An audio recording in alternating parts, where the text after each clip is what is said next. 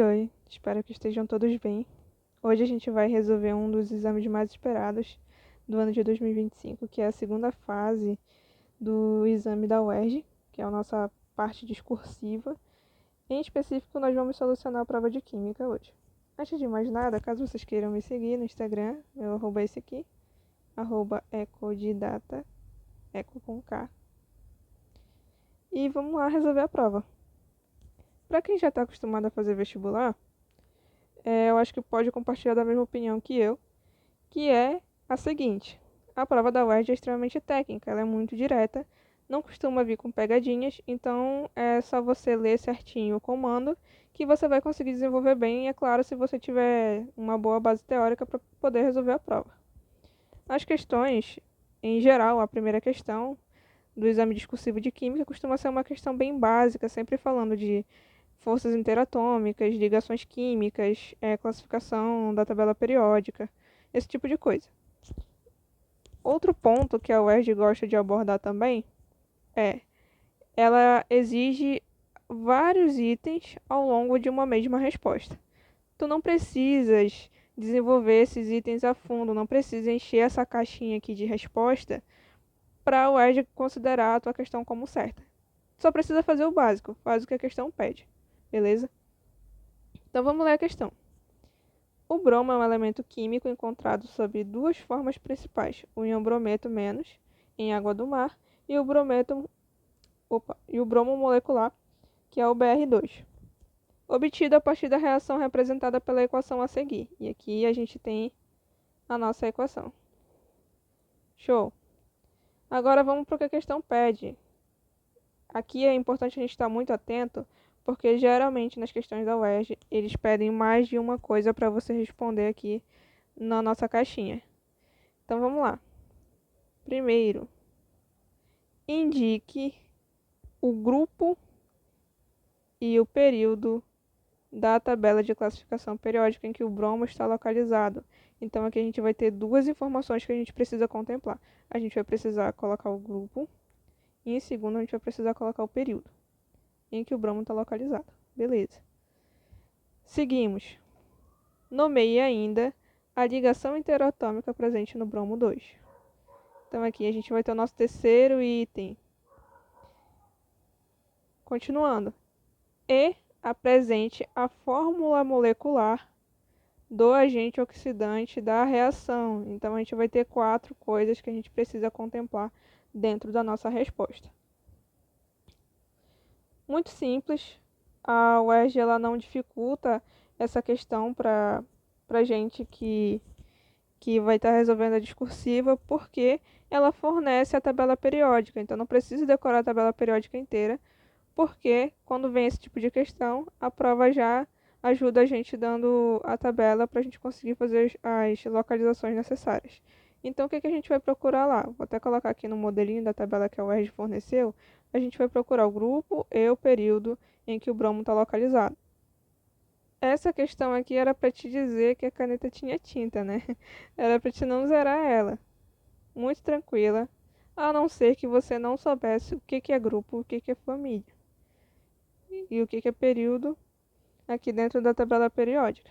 Bom, primeiro, grupo e família são a mesma coisa.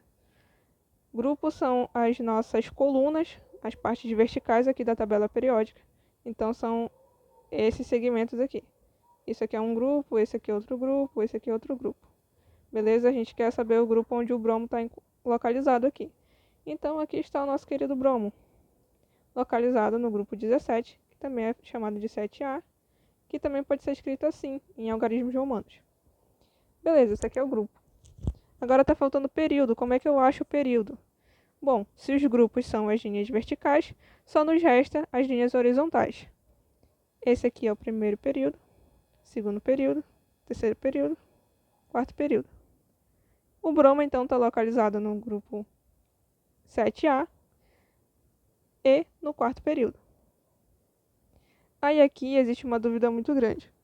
Como é que eu vou escrever exatamente essa resposta sem que a prova me tire pontos? Como é que eu tenho que fazer isso? Cara, faz do jeito que tu achar melhor. O importante é constar aqui que é o grupo 17. Então tu vai colocar assim: grupo. Ou tu pode elaborar, né? Mas não precisa. Pode colocar só assim, grupo. Grupo do bromo, né? 7A. Ou 7A, assim. Pode colocar também grupo 17. Ou tu pode colocar assim, grupo dos halogênios, que é um outro nome para esse grupo também. Ah, era só isso? É só isso, cara, eu tô te falando. Difícil? Não. Ah, eu vou perder ponto se eu tiver colocado esse aqui? Não. Se eu tiver colocado só isso aqui? Não. O importante é tu ter colocado uma dessas respostas aqui. Ou essa, ou essa, ou essa, ou essa. Se tu colocou todas pra não errar, melhor ainda. Mas não precisava não, tá? E é período 4. Aqui não tem mistério, né? Só período 4. Não tem o que escrever a mais. Beleza, a gente já resolveu o item 1. A gente já resolveu o item 2. Vamos para o próximo, que é o terceiro. Nomear ainda a ligação interatômica presente no bromo 2. Vamos lá, a gente já viu lá na tabela periódica que o bromo está na família 7A, né? Isso significa que ele é um ametal. Então a gente tem aqui bromo se ligando com bromo. Então, ametal mais um ametal, né? Esse tipo de ligação aqui se chama ligação covalente, também conhecida como ligação molecular.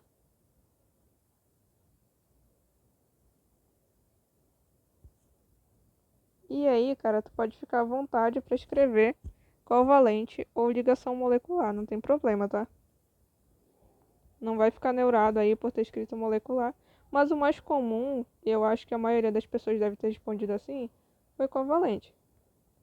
Beleza? Então vamos só organizar aqui. Ai. Beleza, ligação interatômica é covalente. Por último, nosso quarto item, para fechar aqui essa questão 1, apresentar a fórmula molecular do agente oxidante da reação. Aqui, essa aqui é a que eu acho que poderia ser um pouquinho mais difícil, dependendo do teu nível de conhecimento, mas também não é uma questão, assim, impossível, tá? Vamos lá, a gente vai ter aqui 4 substâncias e a gente precisa saber qual dessas 4 vai ser o agente oxidante. Vamos lá. Vamos dar uma olhadinha pelo NOx. O NOx do bromo tá aqui, né? -1.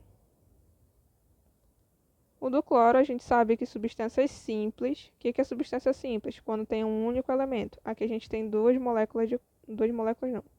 Dois elementos de cloro sendo ligados, né? Então, aqui uma substância simples, não tem um elemento diferente do cloro. Então, o NOx dele vai ser 0. O bromo, a mesma coisa, o NOx vai ser 0. E o cloro, a questão já deu pra gente que o NOx dele é -1. Beleza. Vamos avaliar um por um. Tem o bromo que ele está saindo de -1 para 0. O que aconteceu? Se eu estava em -1, eu fui para 0, eu subi em um algarismo o meu NOx, certo? Se eu subo o meu NOx, estou aumentando o meu NOx, isso significa que eu estou oxidando. Então, o bromo, ele oxida, certo? Aqui no cloro, a gente sai de 0 e vai para -1. Significa que eu estou diminuindo o meu valor. Então, este cara ele está reduzindo. Ficou ruim de ver, né? Vou colocar aqui em cima. Reduzindo. Beleza. O que a gente sabe lá da química? Quem oxida é o agente redutor e quem reduz é o agente oxidante. Então, como o bromo ele oxida, esse cara aqui é o agente redutor E o cloro gasoso vai ser o nosso agente oxidante. Beleza? Tranquilo aqui, né? Então a gente vai colocar aqui agente oxidante.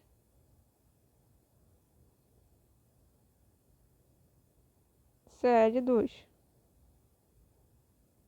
Resolvida a questão 1. Vamos para questão 2. Novamente, vamos começando pelo enunciado e vamos marcando o que a gente precisa responder. Primeiro, apresente a fórmula estrutural em linha de ligação do tolueno. Beleza, a gente vai ter que desenhar a molécula orgânica. Esse aqui vai ser o nosso primeiro item. Segundo, escreva se o caráter dessa substância é polar ou apolar. Então, essa aqui vai ter que ser a nossa segunda resposta. Terceiro, determine o número de elétrons π em um mol de tolueno. É aqui que a questão começa a dificultar um pouquinho mais. Vocês já repararam que o terceiro item sempre é um pouco mais difícil? Vamos lá. Cara, não sei o que é tolueno. Te acalma, porque tu tem que primeiro ler o texto para ver se vai dar para resolver. Provavelmente vai dar. Até porque tolueno é um nome comercial, né? Então a gente precisa ver qual que é o nome oficial em IUPAC. Aquela nomenclatura clássica que a gente costuma dar para as moléculas orgânicas. Vamos lá. Contaminação por tolueno suspendeu o fornecimento de água em municípios do Rio de Janeiro. Um caso sério, hein? Elevados índices de tolueno, também chamado metilbenzeno. Opa, matei a questão. Metilbenzeno. Foram detectados no rio Guandu, na cidade de Guapimirim, perto de uma tubulação desativada, altamente danosa à saúde. A contaminação pela substância levou a sedar e a suspender o fornecimento de água. Beleza. Quem que é o metilbenzeno? Vamos lá, nomenclatura de substâncias orgânicas. Benzeno é aquele nosso clássico hexano que possui um círculozinho no meio. Todo mundo já viu ele, né? Eu espero que sim. E aí a gente vai colocar uma ramificação, que é uma ramificação do tipo metil. Aí a gente pode colocar no lugar que a gente quiser. Vou colocar aqui em cima. Beleza. Como a questão me pediu a fórmula estrutural em linha, eu não preciso escrever mais nada, tá? Só preciso colocar isso mesmo. Então, essa aqui é a fórmula estrutural. Eu posso destacar ainda aqui, colocar assim, a fórmula estrutural, e colocar 2 pontinhos.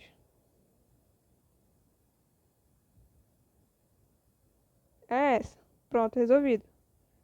Ai, mas eu não coloquei assim. Coloquei assim. Fiz o meu anel, coloquei as 3 ligações, coloquei um traço. Tá errado? Não, tá certo. Pode ser assim também. Ah, mas eu fiz assim, eu coloquei a estrutura de ressonância do metilbenzeno. Coloquei as 3 ligações aqui, fiz a seta e botei a outra estrutura com as ligações mudando de posição. Tá errado isso? Não tá. Todas essas 3 opções aqui são opções plausíveis porque são 3 formas diferentes de você desenhar. Dei uma olhadinha também no padrão de resposta e vi que a questão aceitou, a prova aceitou esse tipo de resposta aqui, se você quisesse deixar claro que esse traço aqui era do CH3. Mas aí você podia optar por colocar o CH3 ou não, até porque a questão só te pediu em linha. Ela não pediu para apresentar a forma condensada do metil. Então, pode deixar assim mesmo, tá? Mas das duas formas está correto. Beleza. Nosso segundo item é escrever se o caráter dessa substância ali é polar ou apolar. Isso aqui, imagino que a gente já tenha batido bastante na tecla aí durante o preparatório para o UERJ, é que substâncias apolares costumam ser substâncias formadas exclusivamente por carbono e hidrogênio. O que é essa substância aqui, o metilbenzeno? Nada mais, nada menos do que uma estrutura de carbonos e hidrogênios. Não tem nenhum elemento além disso. Então, tem carbono, tem hidrogênio apenas? É um hidrocarboneto? É de caráter apolar. Então, colocaremos aqui caráter apolar. Aqui não tem muito o que escrever não, galera, não precisa justificar. Em seguida, determine o número de elétrons π em um mol de tolueno. Beleza. Vamos determinar. Para isso, a gente precisa encontrar onde é que estão os elétrons π. Lembrando que os elétrons π aparecem em ligações duplas. Essa aqui podia ser uma questão que ia te confundir. Por quê? Se você desenhou essa estrutura aqui, e você não lembra da estrutura de ressonância do benzeno, você vai achar que só tem ligação π aqui nesses pontos que eu vou colocar. Aqui, aqui e aqui. Por quê? Ligações π aparecem onde tem ligação dupla. Só que não existem apenas essas três. É muito importante você conhecer a natureza do benzeno. O benzeno ele possui uma estrutura de ressonância, ou seja, ele está transitando entre essa estrutura e essa. Por isso que muitas vezes ele é representado como um ciclo, porque essas ligações duplas elas estão se alternando entre todos esses patamares aqui. Então, na verdade, a gente tem 6 elétrons π. Tem 6 ligações duplas que a gente pode representar dessa forma aqui ou pode representar assim, que não tem problema. Porque elas estão se alternando. Então, na hora de fazer esse cálculo aqui, a gente precisa levar em consideração que o benzeno tem essa estrutura de ressonância. Beleza, vamos para o cálculo agora. Número de elétrons π são 6, né? 6 vezes. Agora a gente vai precisar lembrar o valor do mol. Qual que é o valor do mol? 6,0 vezes 10 elevado a 23. Beleza? Isso aqui vai ser igual a quanto? 36 vezes 10 elevado a 23. Tranquilo. Ah, mas eu quis colocar em notação científica. Eu coloquei assim. 3,6 vezes 10 elevado a 24. Não tem problema, cara. As duas opções estão corretas, tá?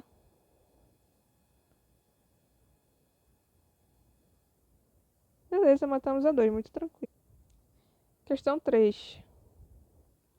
Pelo enunciado, né? Nomeie a função orgânica oxigenada desses compostos e também a isomeria espacial existente entre eles. Essa é uma questão de orgânica, né? Então a gente já tem esses dois itens aqui. Em seguida, indique o número de átomos de carbono terciários presentes na molécula da tretinoína. Então esse aqui vai ser o nosso terceiro item. Espero que seja o último, né? Nomeie ainda o composto orgânico que, ao reagir com a isotretinoína, irá formar um éster com 22 átomos de carbono por molécula. Pra gente dar o nome desse cara. Então são 4 itens aí. Vamos lá. Primeiro, que função orgânica existe aqui? Vamos dar uma olhadinha aqui no texto, né? A tretinoína e a isotretinoína são compostos químicos presentes em medicamentos dermatológicos, incluindo alguns empregados no tratamento de câncer. E eles falam para a gente observar as seguintes moléculas espaciais desses isômeros. A questão já te fala que eles são isômeros. Então não tem o que questionar aí. Beleza, onde é que está a função orgânica dessas moléculas? Bem aqui.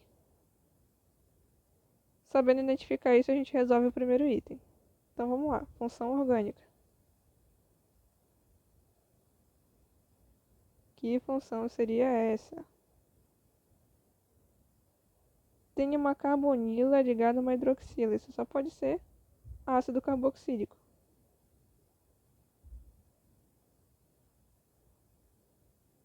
Beleza. Agora a gente vai para a isomeria espacial. Tipo de isomeria dessa molécula. Primeiro não pode ser quiral, porque a gente não tem nenhum carbono aí fazendo 4 ligantes diferentes. Não sei se vocês se lembram aí como é que define a isomeria ótica. Mas a isomeria ótica é aquele tipo de isomeria em que existe a presença de um carbono quaternário que está fazendo ligação com 4 ligantes diferentes. Acredito que o único carbono quaternário que tenha seja esse aqui, mas ele está fazendo ligação opa, com CH3 e CH3 aqui. São dois ligantes iguais. E aí, automaticamente, a gente já elimina a opção de ser uma isomeria ótica. Se fosse isomeria plana, a gente teria as opções cadeia, função, posição, compensação, tautomeria. De cadeia não é, porque a cadeia é muito semelhante. Parece até que é igual, mas não é, né? Mas é muito semelhante. Então, de cadeia não pode ser. Isomeria de função não pode, porque a gente tem a mesma função. De posição também não, porque as funções estão na mesma posição no final lá da cadeia, nos dois isômeros. Então só resta pra gente a opção de ser uma isomeria do tipo geométrica, né? E se é uma isomeria geométrica, ela só pode ter duas opções, cis ou trans. Aqui a gente não tem como definir ainda, então a gente pode só dizer aqui que é só uma isomeria geométrica.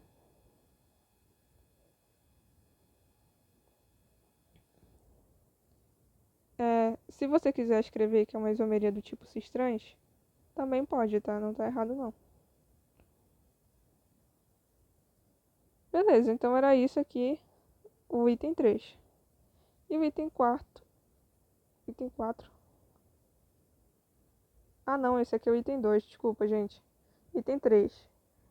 Indique o número de átomos de carbono terciário presentes na molécula. Para isso a gente vai ter que lembrar que aqui é carbono terciário. Carbono terciário vai ser todos aqueles carbonos que estejam ligando com 3 carbonos. Então esses da ponta a gente já elimina. Vou riscar aqui de vermelho. Já elimina porque estão ligando só com um aqui. Este também a gente vai eliminar porque ele está ligando com 4 carbonos. Esse aqui liga com 2, então não. 2 não. 2 também não. Aqui a gente tem um carbono terciário, em roxinho. Tem 1, 2, 3 carbonos. Em cima a mesma coisa, tem 1, 2, 3 carbonos. Todos esses carbonos aqui dessa cadeia, praticamente todos vão ser secundários, exceto aqueles que estão fazendo a ramificação, porque essa ramificação é com um CH3. Então esse aqui e esse aqui são carbonos terciários. Os demais são todos carbonos primários e secundários. Então aqui a gente tem 4. A gente precisa olhar para essa outra molécula aqui? Não, cara. A questão falou tretinoína. Faça só o que a questão pediu para você. Não faça mais, ok? Isso não vai lhe dar ponto extra, então não tem por que perder tempo com isso. Então, carbono terciário. Carbonos terciários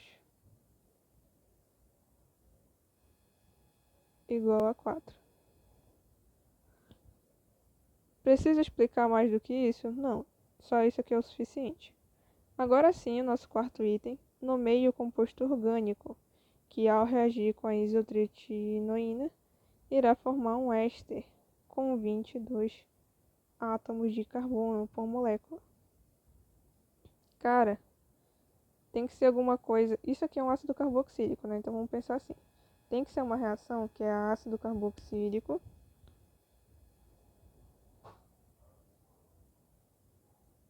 mais éster, né? Opa, não. Mais alguma coisa que é uma função x, que vai formar um éster. Beleza, que função é essa? Esse tipo de função tem um nome muito específico. É uma reação chamada esterificação, que não gera só éster, mas gera também uma molécula de água. Se é uma esterificação, aí, cara, essa daqui é muita teoria, tu vai ter que ter estudado aqui. Que esse X aqui significa álcool, tá? Então seria um tipo de álcool.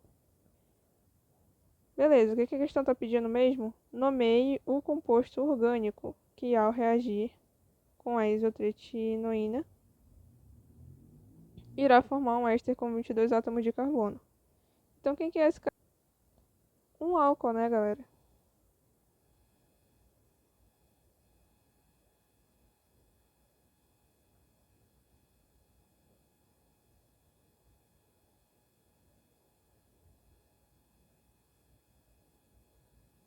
como a questão foi um pouco mais específica, falando que vai formar um éster com 22 átomos de carbono, a gente pode ainda colocar que é o etanol, tá? Posso colocar álcool ou etanol. Tudo certo? Sigamos. Estamos nos aproximando já da metade da prova. Enunciado. Nomeie o catalisador da reação. Então, esse aqui vai ser o nosso primeiro item. E explique sua função em relação à energia de ativação. Muito tranquilo, né? Explicar a função de um catalisador em relação à energia de ativação. Por último, determine ainda a velocidade dessa reação em mol vezes litro vezes segundo. 3 itens aqui, questão de um nível um pouquinho mais elevado, né? Então vamos lá. Quem que é o catalisador? O catalisador a gente já viu, né? Que o catalisador ele fica sempre em cima da seta. Quem que é esse cara aí? O dióxido de manganês, cara. Cara muito famoso, então colocar aqui catalisador, né? Melhor. Catalisador de, porque são dois oxigênios. Óxido, porque é um composto binário com oxigênio. De manganês, que é o metal que liga com o oxigênio. Resolvido o meu primeiro item. Explique a função em relação à energia de ativação. Cara, qual que é a função de um catalisador? Reduzir a energia de ativação. Então, função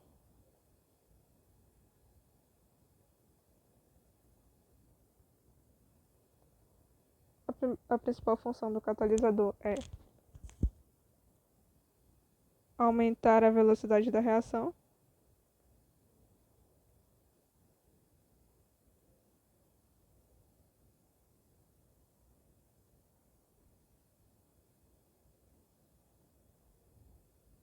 E como que ele faz isso? Ao diminuir a energia de ativação.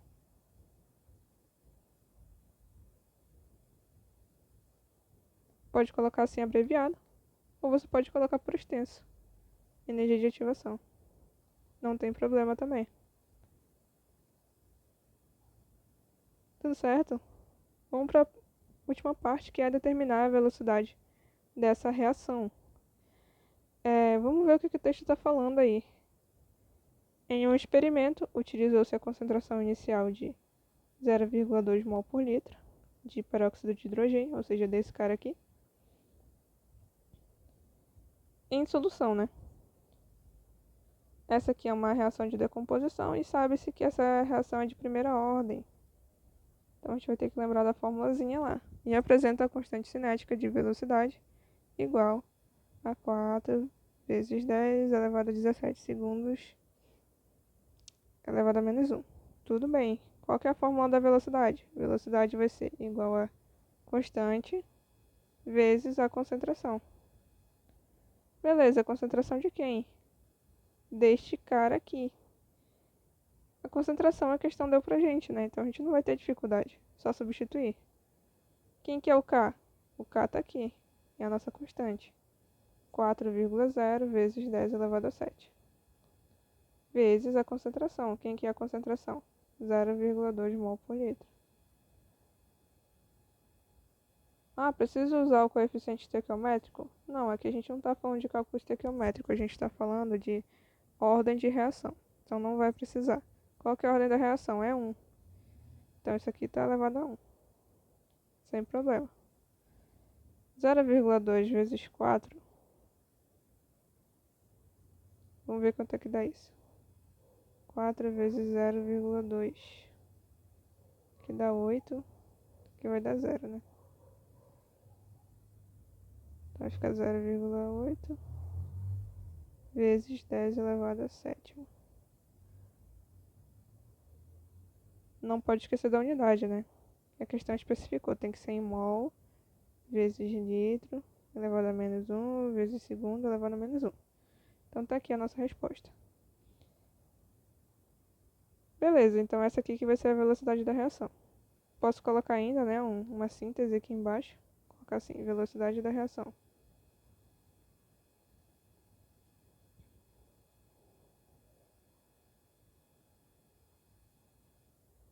0,8 vezes 10 elevado a sétima mol vezes litro vezes segundo. Pronto, é isso. Vamos para 5. Vamos lá? Item 1. Apresente a fórmula estrutural plana do hidrogênio molecular. Show! Item 2. Indique o polo da célula eletrolítica no qual o hidrogênio é produzido. Esse aqui ficou um pouco dúbio, mas eu acho que eles querem saber se é o polo positivo ou negativo. Eu acredito que seja isso. Em seguida, calcule para a formação de 1 mol de H2 a razão Coulomb-Kilojoule entre a quantidade de energia elétrica e a entalpia sob condições padrão. Beleza, é um comando um pouco longo, mas é isso aqui que a gente tem que fazer. Então vamos lá. Primeiro ponto, apresentar a fórmula estrutural plana do hidrogênio molecular, ou seja, a gente vai precisar indicar o elemento e fazer também os traços da ligação. Isso aqui é muito fácil, cara. Estrutura plana.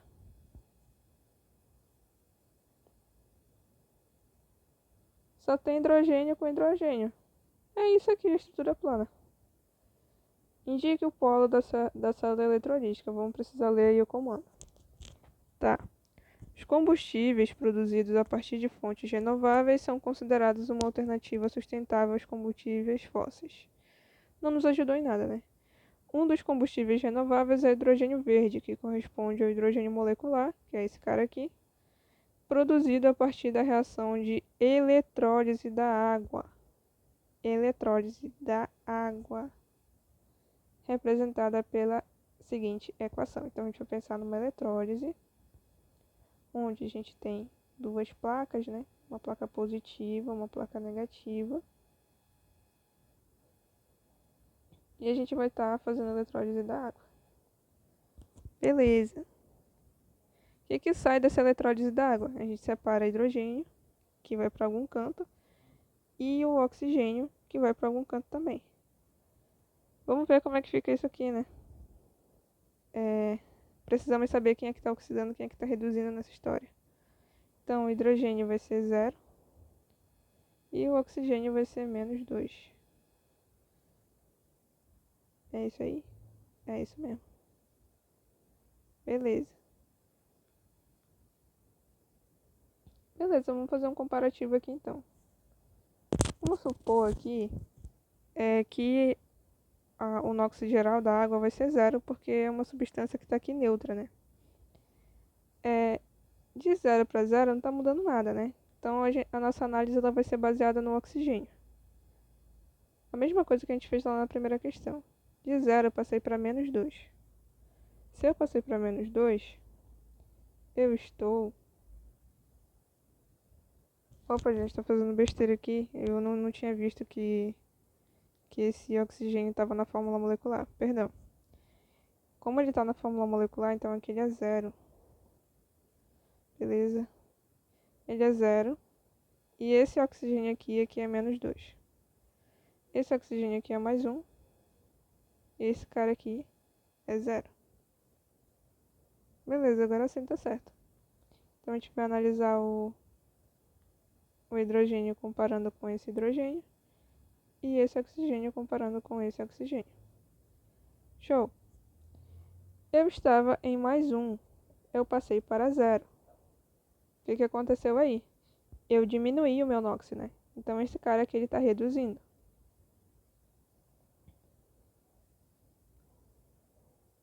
Eu estava lá em menos 2 e passei para 0. Então eu estou aumentando.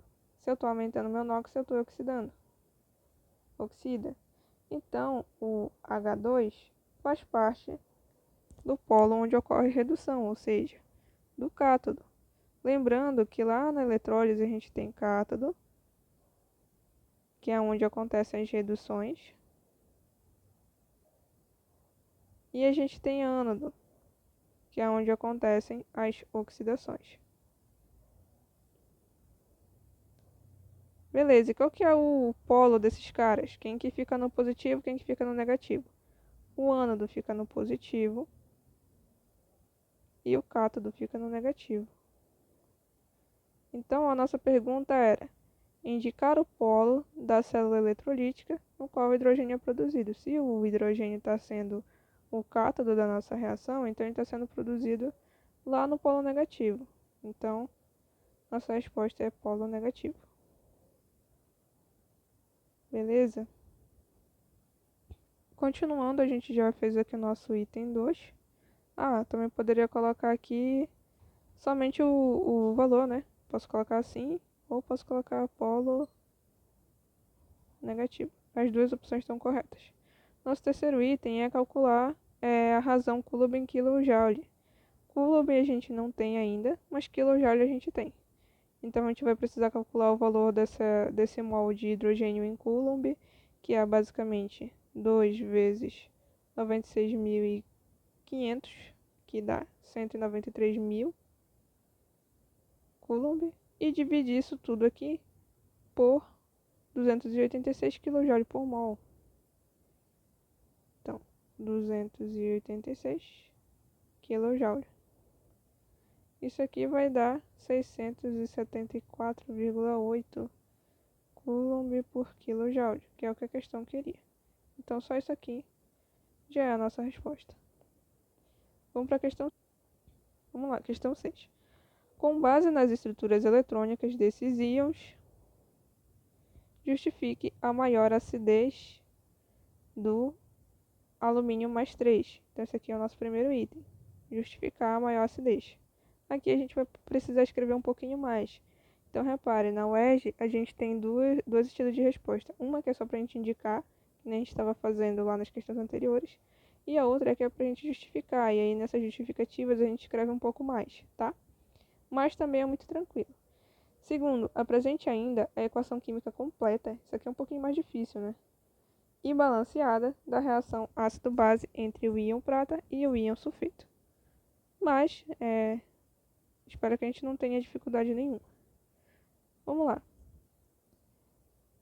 Questão. Em reações ácido-base de Lewis, os íons Ag+, e Al+3 comportam-se nitidamente como ácidos. Isso aqui já está definido. Eles são ácidos, os dois. Entretanto, observa-se que a acidez do alumínio é bem mais acentuada do que a acidez do prata mais 1. Por que isso acontece, né? Gente, parâmetros de acidez.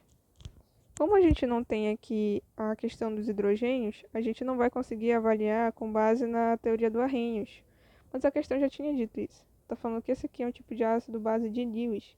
O que fala lá nos conceitos de Lewis? A gente precisa fazer algumas relações entre carga elétrica e raio atômico. Então, qual que vai ser a nossa resposta? O Al3+ é mais ácido,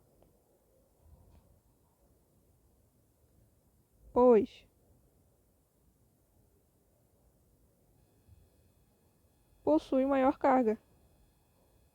Comparando entre mais 1 e mais 3, o Al claramente possui maior carga.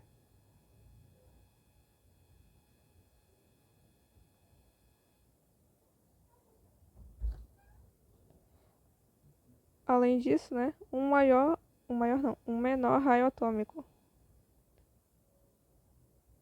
Aí como é que essas coisas elas contribuem para a acidez? Se eu tenho uma carga grande e um raio atômico pequeno, eu tenho muita energia concentrada em uma coisa bem pequena. Então, eu estou aumentando a minha densidade de carga elétrica. Então, dessa forma, o alumínio vai ser capaz de atrair pares de elétrons, que é do que fala a teoria ácido-base de Lewis. O que ela diz? Que um ácido é aquele que é capaz de atrair um par de elétrons de maneira mais intensa. Então, o alumínio seria capaz de fazer exatamente isso, porque ele possui a maior carga e o menor raio atômico. Raio atômico não, raio iônico, gente, desculpa. Raio iônico. O que faz com que o alumínio não. A prata tenha uma menor acidez em relação ao alumínio, né? Então a gente pode colocar só assim, o alumínio 3+ é mais ácido, pois possui maior carga e menor raio atômico, atraindo mais fortemente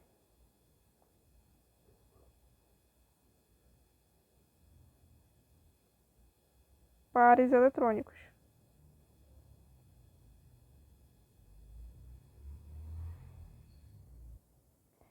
E por fim, a nossa equação química completa e balanceada entre o íon prata e o íon sulfeto. O íon prata a gente já sabe quem é, que é o Ag+, mais o íon sulfeto. Quem que é o íon sulfeto? É o íon S2-, que vão reagir aí e formar o AgS.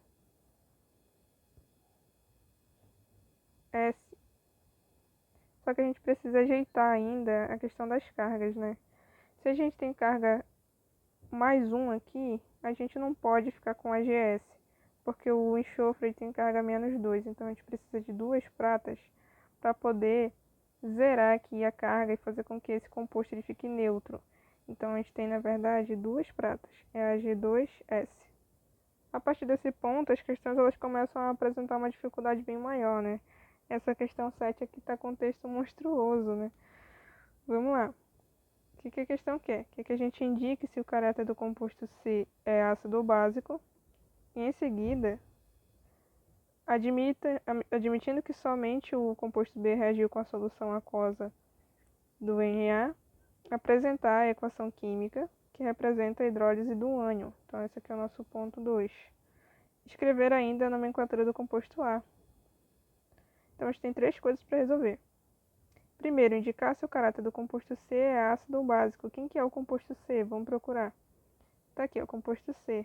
O que esse composto C tem de muito importante? Grupo amina. Onde tem amina, a gente tem base. Então, composto C, básico. Segundo, admitindo que somente o composto B reagiu com a solução aquosa NaHCO3, apresentar a equação química. Vamos lá, quem que é o composto B? É o benzeno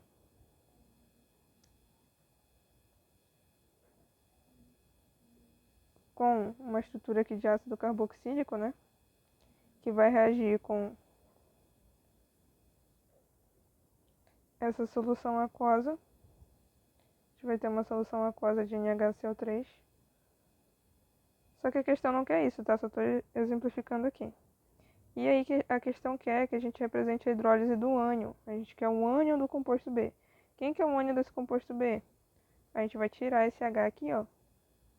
Botar negativo, formei meu ânion. Então é isso aqui que a gente quer. É o ânion, mas como é aquoso, a gente pode colocar H2O aqui, que não vai ter problema. Porque é uma hidrólise, né? A gente quer a quebra da água. Quando a gente fala de hidrólise, a gente sempre separa H2O em alguma coisa que vai formar uma hidroxila lá no final. Então a gente vai ter aqui a nossa seta formando o composto B. Agora sim a gente vai ter a formação do composto B.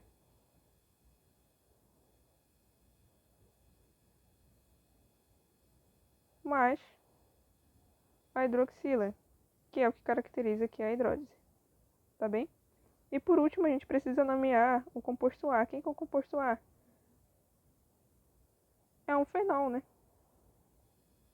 Vamos lá, composto A.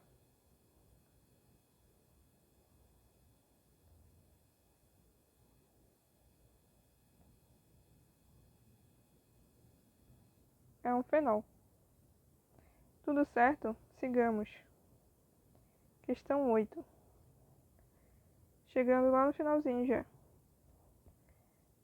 Sabe-se que no final da titulação de 6 ml verificam-se a formação de um sal neutro. Esse aqui ainda não é meu enunciado, acho que o enunciado é aqui.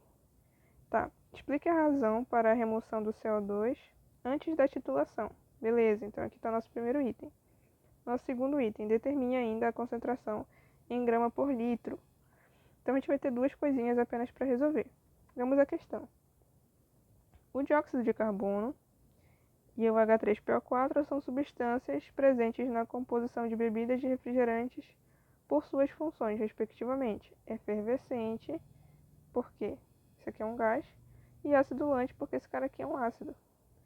Em uma análise para determinar a concentração do H3PO4 em 40 ml de um refrigerante, realizaram-se os seguintes procedimentos. Primeiro, O recipiente contendo o refrigerante foi aberto e aquecido para que ocorresse a eliminação total do CO2. Por que a gente faz isso? É isso que a questão quer saber.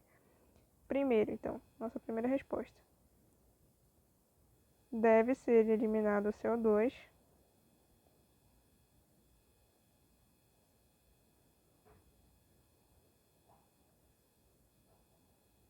pois este é... O que ele é, gente? Ele é um composto que, quando ele está em concentrações grandes dentro de uma reação, ele pode acidificar o meio. Inclusive, é isso que faz com que o mar ele seja acidificado aí ao longo do tempo. E esse é um dos grandes problemas ambientais da nossa década, que é a grande emissão de CO2. E como ele está livre ele no ar, por ele ser um óxido ácido, que são todos aqueles óxidos que são formados com ametais, que é o caso do carbono, como ele está livre ali, é um óxido ácido, ele vai entrando no oceano e vai reagindo com o oxigênio que tem ali, formando não somente o oxigênio, mas também outros compostos, formando o ácido carbônico. Então, este é um óxido ácido.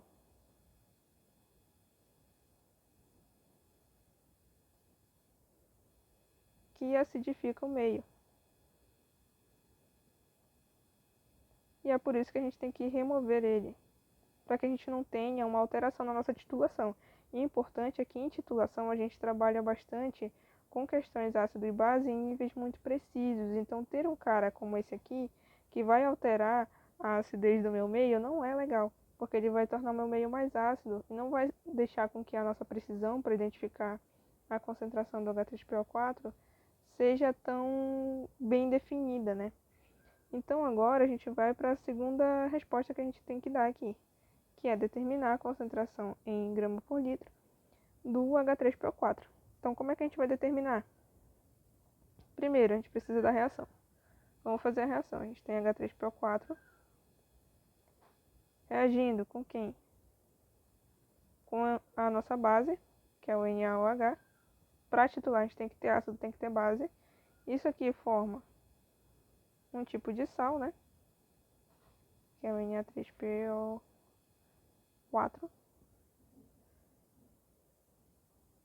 Um sal neutro, já que a gente está lidando com uma base forte e um ácido forte. Isso aqui forma água. Então fechou a minha reação, agora eu tenho que balancear, né? Apesar da questão não ter pedido, a gente vai ter que balancear. Vamos primeiro pelo metal. A gente tem 3 sódios. Coloco 3 sódios aqui. A gente tem 3 hidrogênios. Com mais 3 aqui, então a gente tem 6 hidrogênios. Para equilibrar, eu preciso colocar 3. 3 vezes 2 dá 6. Equilibramos. Fósforo, só temos um aqui, então tá tudo certo. Oxigênio, temos 3, 7. Aqui também temos 4, com mais 3, 7. Balanceei. Então eu tenho 1 mol de H3PO4 que reage com 3 mols da nossa base. Quanto que vai ser o número de moléculas em relação a 6 vezes 10 elevado a menos 4? Por que eu coloquei esse valor aqui? Porque o valor que eles deram aqui pra gente foi em ml, então eu já estou passando para litro, tá? Que vai ser 6 vezes 10 elevado a menos 4. Esse N aqui vai dar 2 vezes 10 elevado a menos 4. Mol também, né? Beleza. E agora, pra gente continuar nosso cálculo, porque a questão tá pedindo a concentração, né? Então é concentração em grama por litro. Beleza, como é a concentração em grama por litro, a gente vai precisar achar a massa, né? A massa de quem? Do H3PO4. Então como é que vai ficar a massa? A massa desse cara vai ser H, né? Que vai ser 1 vezes 3, mais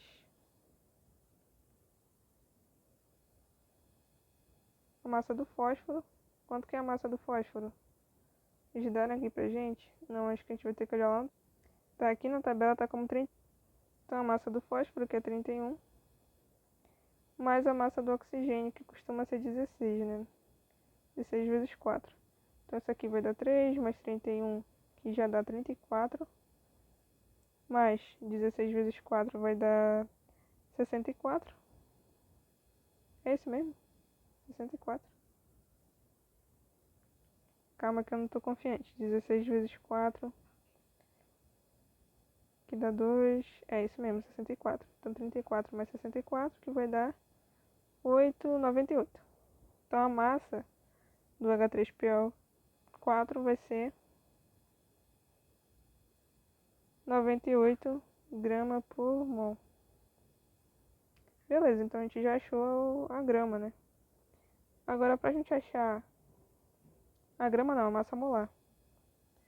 Agora pra gente achar a grama, a gente vai precisar multiplicar isso aqui pelo número de mols que a gente encontrou lá para o nosso valor do ácido. Então 2 vezes 10 elevado a menos 4 vezes 98, que vai dar 0,0196 gramas, certo? Agora sim que a gente tem grama, a gente pode finalmente trabalhar a questão aqui da concentração. Então, a gente vai ter 0,0196 de gramas dividido por... Quanto que deu em litros aqui pra gente? Foi 40, né? 40 ml é a mesma coisa que 0,040.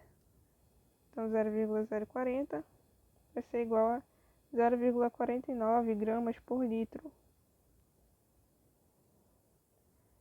Desse jeito. Então, essa aqui seria a resposta da parte 2. Parte bem complicadinha essa, por sinal. Vamos para a 9. A 9 vai ser meio chatinha também, né? Tá pedindo aqui pra gente determinar em kJ por mol a entalpia padrão de combustão do etano e também a composição do GNV em porcentagem volumétrica. Cara, questãozinha chatinha, hein? Vamos lá. Para a gente determinar a entalpia padrão, como é que a gente faz? Primeiro a gente tem que ter a reação, né? Vamos ver a reação disso aqui. Para determinar a composição do GNV, formado por metano e etano, foi realizada a combustão completa. Opa, combustão completa. Fórmula de combustão a gente sabe fazer.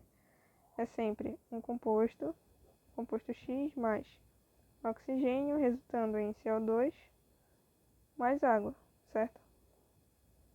Então foi feita a combustão completa de algum combustível aqui. Essa combustão levou 50 litros, com consumo de 115 litros de gás oxigênio. Considere que nessa combustão, os volumes foram medidos nas mesmas condições de temperatura e pressão. Beleza. Olha o que a gente tem aqui. A gente tem o etano, a gente tem água e a gente tem dióxido de carbono. Então, nosso X só pode ser o C2H6, certo? Mais o oxigênio, formando o gás carbônico mais a água. Aqui a gente está com meio caminho andado, agora a gente precisa balancear, né? Aqui tem 6, então colocamos 3 hidrogênios. Carbono a gente vai colocar 2. E o oxigênio que vai ficar meio quebrado, né? A gente tem 4 aqui, com mais 3 aqui dá 7. 7 não dá para colocar, então vai ser 7 sobre 2. Tá balanceada a nossa equação. Tá, vou só subir aqui. Beleza, nossa equação tá feita. E agora o que eu faço? Agora a gente vai para entalpia, né? Entalpia da reação. Entalpia igual a ΔH, padrão, né? Entalpia de quem que a gente quer saber? Entalpia da combustão do etano, né? Então a gente vai fazer 2 vezes entalpia do CO2, entalpia de formação, né? Mais 3 vezes a entalpia da água, que é o nosso produto, menos a entalpia do C2H6. Ah, mas e o oxigênio? Eles não deram pra gente a entalpia de formação do oxigênio, então a gente não vai fazer. A gente vai fazer sempre ΔH igual produto menos reagente. Então é isso que a gente está fazendo. Então, fica ΔH igual 2 vezes, qual que é a entalpia do CO2? Menos 390, mais 3 vezes menos 280, menos, qual que é a entalpia lá do C2H6? Menos 1420. Quanto é que vai dar essa brincadeira? 2 vezes 390 vai ter que dar negativo, né? Então a gente vai ter 600, deixa eu ver, 0, 9 vezes 2, 18, né? 8 sobe 1, então 780. Menos de novo, porque tem o sinal negativo aqui na nossa multiplicação. E esse aqui eu já adianto que o resultado vai ser mais, né? Mais 1420, que dá 0. 3 vezes 8, 4. Sobe 2 aqui em cima. 6 com mais dá 8. Isso tudo aqui, gente, vai dar menos 200 kJ por mol. Então tá aqui o cálculo da entalpia padrão, né? 1 kJ por mol. Essa aqui é a nossa primeira resposta. O ideal é que a gente nem faça nesse quadrado aqui, inclusive, porque vocês viram aqui que a minha resposta já ocupou tudinho, né? E a outra vai ser uma continha meio grande. A nossa outra questão seria a composição do GNV, né? O que a questão falou lá mesmo? O GNV é formado por metano e etano. Como é que a gente vai fazer isso, cara? A gente quer calcular a composição em porcentagem volumétrica. Para a gente poder fazer isso, a gente precisa primeiro descobrir como é que fica o GNV. A primeira fórmula a gente já fez, que foi a fórmula para o etano. Agora a gente precisa da fórmula para o metano. Então a gente vai seguir o mesmo raciocínio. A fórmula para o metano vai ser CH4 mais alguma coisa de oxigênio, resultando em CO2, mais alguma coisa de água. E aí a gente balanceia. Sempre assim. Começamos pelo hidrogênio, já que só temos um carbono. O oxigênio acho que está certo. Ah não, tem mais 2 oxigênios. Então, agora sim, está balanceado. Beleza, a gente tem as duas reações que a gente precisa. Eu não vou reescrever, porque senão a gente vai tomar muito espaço. Mas eu vou dar uma diminuída nessa resposta aqui, só para a gente poder ter mais espaço para trabalhar. Beleza, então essas são as nossas duas reações. O que a gente quer saber? A gente precisa saber qual é a quantidade disso aqui e qual é a quantidade disso aqui, de metano e de etano. Além disso, a gente precisa trabalhar também com as quantidades de oxigênio. A gente quer a porcentagem volumétrica, então a gente quer quanto que o GNV ocupa em um certo espaço de consumo de oxigênio. Então, para o oxigênio vai ser aqui 13,5, 7 sobre 2, né? 13,5 vezes x. E aqui a gente vai ter 2 vezes y. Certo? Beleza. Como é que a gente prossegue agora? Lá no início, a questão falou que a soma desses dois caras vai dar 50 litros. Então, vai ser x mais y, que vai dar nossos 50 litros. Isso aqui é o GNV. Beleza? Agora vamos tentar descobrir as porcentagens. Vocês repararam que isso aqui é uma coisinha que a gente tem lá em matemática, que é sistemas de equações? A gente já vai chegar lá. Agora o consumo do oxigênio vai ser 2y, né? Mais 3,5x. Isso tudo aqui vai dar o 115. Esses 115 são referentes aos 115 litros de gás oxigênio. Beleza? Agora vamos montar o nosso sistema. O nosso sistema a gente pode montar bem aqui, já que essa aqui é uma equação mais fácil, né, de trabalhar, eu imagino que seja mais fácil de trabalhar. Então a gente vai ter o nosso x igual a 50 menos y. Só passei esse y para lá. Beleza, então a gente vai trabalhar com isso aqui e com isto aqui. Show? Vamos lá. Então a gente vai só substituir aqui para dar continuidade. Então vai ser 2y mais 3,5 vezes 50 menos y. Tudo isso igual a 115. Beleza. Continuamos. Esse 3,5 vai multiplicar aqui e vai multiplicar aqui. Então, tem 2y mais 3,5 vezes 50 vezes o y. Então, menos 3y. 3,5 vezes 50, quanto será que dá? Deixa eu fazer aqui.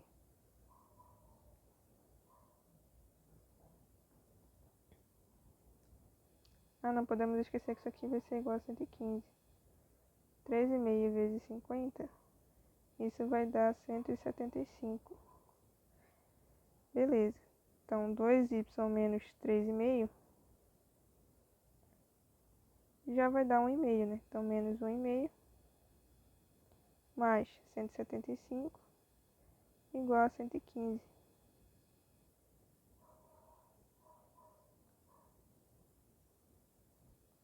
Isso aqui vai ser a mesma coisa que y igual a 115 menos 175 dividido por 1,5. Beleza? Essa parte de cima aqui vai dar menos 60. Isso dividido por menos 1,5 vai dar menos 40. Menos 40 não, 40 positivo certinho. Então, nosso y ele vai valer 40. Beleza, fiz tudo isso, eu já descobri que meu y vale 40. E agora, o que eu faço com esse 40? Se meu y vale 40, eu tenho que descobrir agora quanto é que vale meu x, né? O x era 50 menos y, então 50 menos 40, meu x vale 10. Se o meu x vale 10, então qual que é a porcentagem do metano e do etano? Vamos só recapitular aqui, que o negócio já está meio confuso, né? O y era para o metano e o x era para o etano. Beleza, então qual que vai ser a minha porcentagem? Porcentagem do metano vai ser 40 dividido para 50 do GNV. Isso tudo vezes 100. Posso cortar 0 com 0 aqui. Fica 400 dividido para 5. Isso aqui é a mesma coisa que 80. Então, do nosso etano, a gente tem 80%. Agora, do metano, a gente vai ter 10 sobre 50, né? Isso tudo vezes 100. Corto 0 com 0.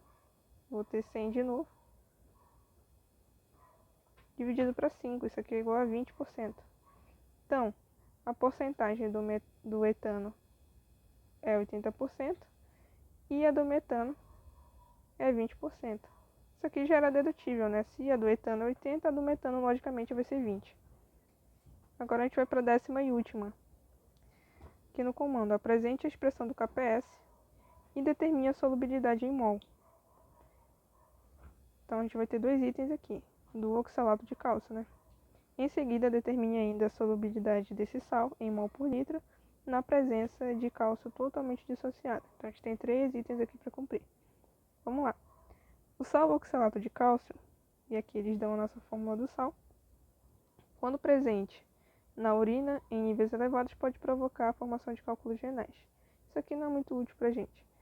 Então, considere uma solução saturada de oxalato de cálcio, cuja constante do produto de solubilidade, que é o nosso KPS, é igual a 4,0 vezes 10 elevado a menos 10. Isso sim é útil para a gente. Qual que é a expressão do KPS? KPS vai ser igual. Primeiro a gente vai ter que fazer a reação disso aqui, né? Para poder chegar à resposta.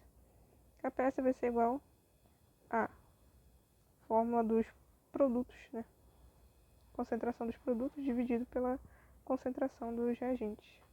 Então, produto vezes produto dividido pela concentração dos reagentes mais algum outro reagente.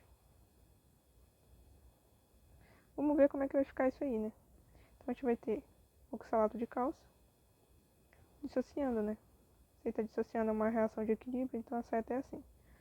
Dissociando em K2+, que é um metal alcalino terroso, mais o íon oxalato, que é -2, porque se esse composto aqui é neutro, para neutralizar 2+, só com -2. Então essa aqui vai ser a nossa reação. Detalhe importante, esse sal, oxalato de cálcio, ele está sólido. Lembrando que sólidos não entram no nosso KPS, então a gente não vai ter reagente aqui no KPS. Então, para a expressão do KPS, a gente só vai ter concentração de cálcio 2+, multiplicada com a concentração do íon oxalato. Essa aqui já é a minha resposta 1, tá? Para esse primeiro item. Em seguida, a gente vai ter que vir e determinar a solubilidade em mol do oxalato na água, né? Como é que fica essa solubilidade? Segundo item aqui. A gente vai ter S, que é igual a raiz do KPS. Precisaria lembrar da fórmula. Então, a gente vai ter a raiz de... A gente vai usar esse valor que eles nos deram, que é 4 vezes 10 elevado a menos 10. Isso aqui vai ser igual a... Raiz do 4 é 2, né? 2 vezes, quando a gente tem raiz, a gente só divide isso aqui pela metade. Então, 10 elevado a menos 5 em mol por litro. Beleza, determinamos a solubilidade. Agora, a questão está pedindo pra gente... é pra gente determinar a solubilidade desse sal na presença do cloreto de cálcio, totalmente dissociado na concentração 0,2 mol por litro. Tá, então a solubilidade em cloreto de cálcio, como é que vai ficar? A gente não vai precisar fazer uma nova reação, porque como a questão falou que o cálcio está totalmente dissociado, então a gente vai conservar essa mesma reação que a gente tinha utilizado antes. Então, para o nosso terceiro item, a gente só vai fazer uma análise dos parâmetros. O que a gente tinha inicialmente e o que a gente vai ter lá no final, tá? Então, a gente pode repetir aqui a nossa reação, só para ficar mais didático, né? Para a gente observar. Mas aqui o nosso íon. E agora a gente vai resolver, né? No início, o que a gente tem? Aqui a gente tem 0, reagindo com 0,2, que a questão me deu aqui no final, do cálcio.